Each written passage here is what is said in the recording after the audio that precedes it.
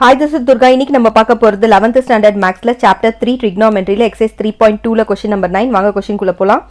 An air propeller rotates 1000 times per minute. Find the number of degrees that a point on the edge of the propeller will rotate in 1 second அப்படினு கேக்குறாங்க.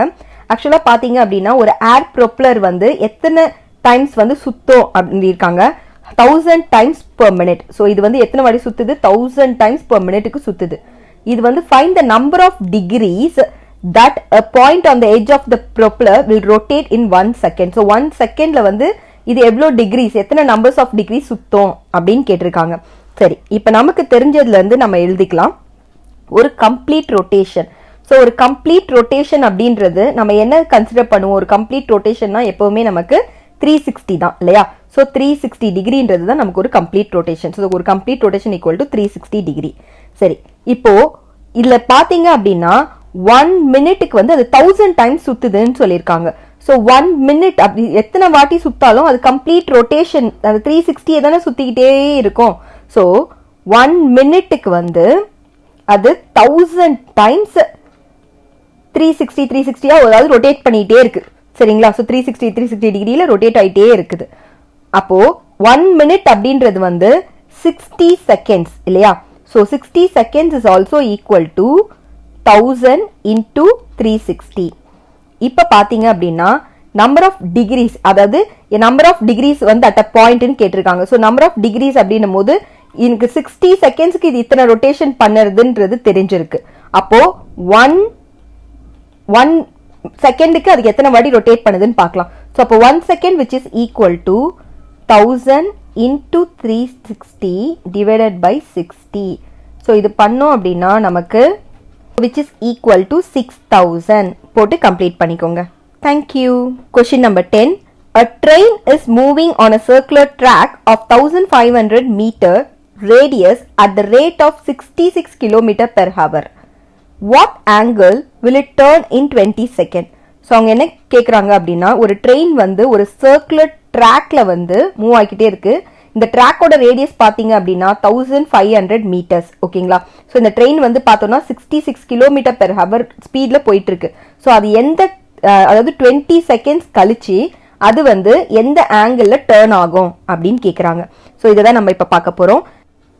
So length covered by the train in 1 hour பார்த்தீங்க அப்படின்னா உங்களுக்கு 66 kilometre. Okay, 1 hourன்றது எத்தனை seconds உங்களுக்கு? 60 into 60, அதாவது 3600 seconds தான் உங்களுக்கு 1 hour. ஸோ 1 hourக்கு பதிலாக நான் 60 into 60 எழுதிக்கலாம் இல்லையா? which is also equal to 66 kilometre. சரிங்களா? இப்போ எனக்கு தேவை the distance covered, அதாவது length covered in 1 second.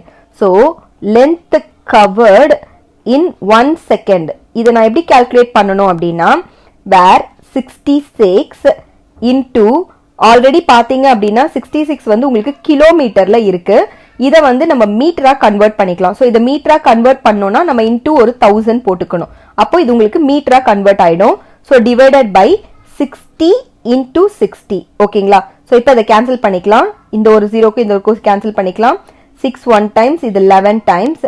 Again 6 வந்து 3 டைம்ஸ், இது வந்து 5 டைம்ஸ்.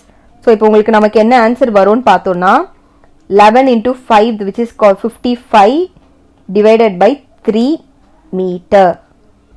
இது பாத்தீங்கன்னா இப்ப length covered in 1 second.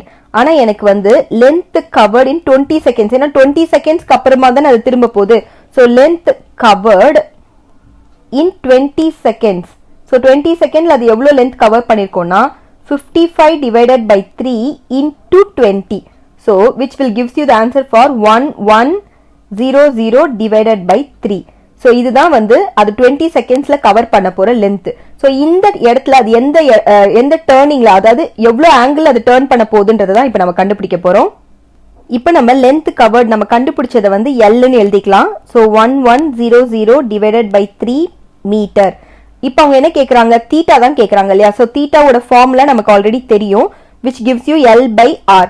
So L by R அப்படின்னும் போது L வந்து உங்களுக்கு 1100 டிவைடட் பை 3, R வந்து கொடுத்துருக்காங்க கொஸ்டின்லயே. ஸோ 1500. இப்போ வந்து பாத்தீங்கன்னா கேன்சல் பண்ணிக்கலாம். ஸோ இதுவும் கேன்சல் பண்ணிட்டோம் அப்படின்னா 11 by 45ன்னு வரும். ஸோ இதுதான் நம்மளோட தீட்டா.